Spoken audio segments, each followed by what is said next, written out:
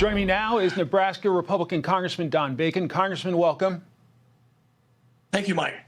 So the Republican leader of the California Assembly is blasting Governor Gavin Newsom. I want to play it. I'll get you to react, sir.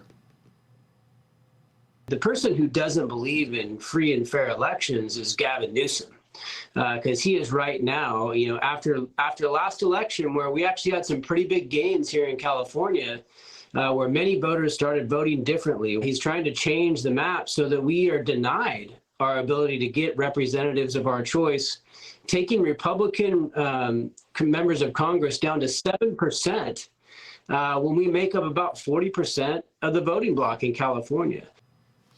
Congressman, what do you make of California's reaction to Texas? Well, I have mixed feelings. I know what's motivating Republicans is the state of Illinois. When you look at how egregious that gerrymandering is in Illinois, and that leaves Republicans in other states saying, why didn't we do the same thing? And I feel for the Republicans in California because they've already been gerrymandered. There's only 9, I believe, Republicans in California out of that big state of 50-plus members of Congress. So, I totally can empathize with the gentleman's opinion there. But right now, if all the states gerrymander, the Democrats and the Republicans will pick up about 10 seats. That's because the Democrats have done it a lot better in the past than Republicans. And I think Republicans are saying, why should we give this advantage to Democrats? I think it's gotten a little out of control. But if you're a Republican, you look at Illinois, you say, we should do the same thing. The problem is I hate to see this happen every 2 years. I wish we get a little stability. What's motivating us is Illinois. How does it play out in your view? Does it ping pong from red states like Texas and Missouri to California and another blue state? Yeah, you're going to see, Texas will definitely pick up some Republican seats by doing this. I imagine if you're a Democrat in Texas, that does not make you happy. Obviously, it did not. We'll see it in Missouri. You may see it in Ohio. But the Democrats are going to try to do the same thing in California, maybe New York. By the way, New York did redistricting 2 years ago. So this is not just a Republican issue.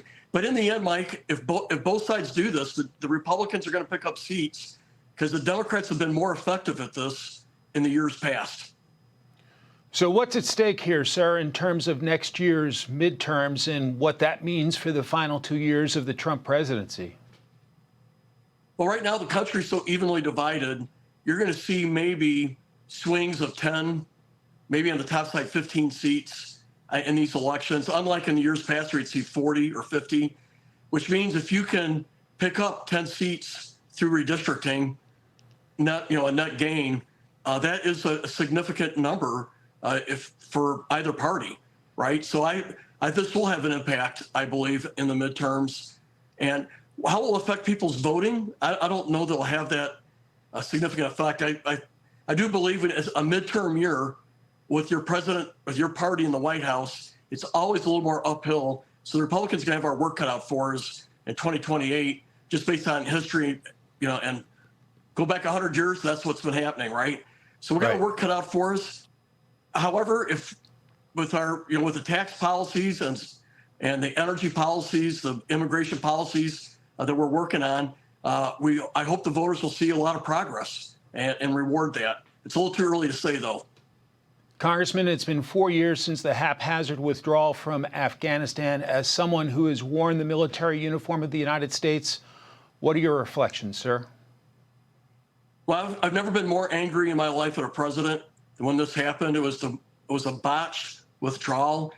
I disagreed with President Trump when he was negotiating with the Taliban without the Afghan government. So I've been free with my criticism there. And I thought the initial plan from President Trump was not good. However, it was conditions-based, and the Taliban did not meet those conditions. And President Biden made a decision on his own to disregard those conditions and withdraw our forces. What we had 3,500 troops in Afghanistan, not in combat. They were in garrison. We did have our Air Force, and we had our mechanics working on Afghan Air Force airplanes. And when the president made a decision in that July to withdraw our Air Force and our mechanics, and then he told everybody, hey, the government will stay there for 2 years. That's their estimate. Well, it took 2 weeks because the Afghan military was used to our Air Force and Afghan Air Force support. And also, he withdrew the military before the civilians. That was a mistake. And he released the terrorists and ended up being one of those terrorists that killed 13 Americans. This is what really makes me mad. The president later said nobody disagreed with him in the White House. And then we find out, no, the chairman of the Joint Chiefs did, and so did the commander of CENTCOM, and he overruled him. Now, this was a botched withdrawal. And, you know, I lost I knew 5 people who got killed in Afghanistan. And all of us military guys are wondering, was this all worth it? What the president did, made us all question, was that loss worth it? And that's why we had an increase in mental health with our veterans and suicides. Yeah. Our veterans were deeply impacted by this because we invested over 2 decades into this, and to have a president in a very half-assed way withdraw our forces, it was a disgrace. Congressman Don Bacon, thank you very much for your service, and I'm grateful for your time today, sir. Thank you.